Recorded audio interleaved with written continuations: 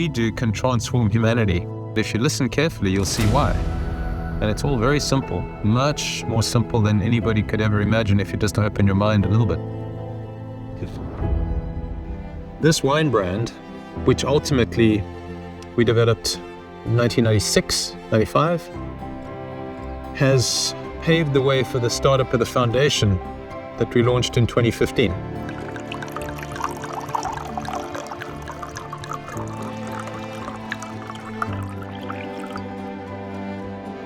So when we started the wine company, we ended up developing a brand of wine with the name Indaba. And the word Indaba meant really important news. And the evolution of that has been like the meeting of like minds.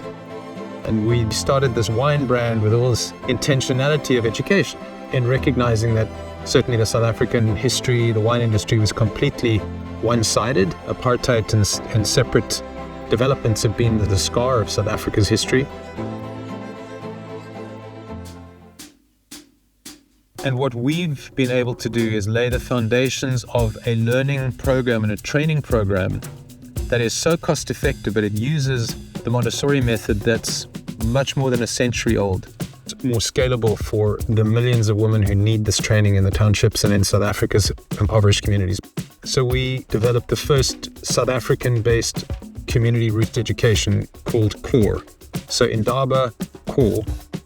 The CORE program is going to communities, working with communities in their spaces, work with a child, work with a woman, empower a woman to be the best versions of themselves, and transformation takes place at their backyards. The actual fact is that this woman becomes a transformer of the economy. At the moment, we truly undereducate, and we have an economic outcome which is not enough to sustain the development of the countries. If you solve early, you allow the ability for people to learn much more powerfully. So the cost effectiveness of investing early impacts every single cost stream of a government in its perpetuity. And we will prove honestly that this can seriously be the most cost-effective transformation of humanity, not of education.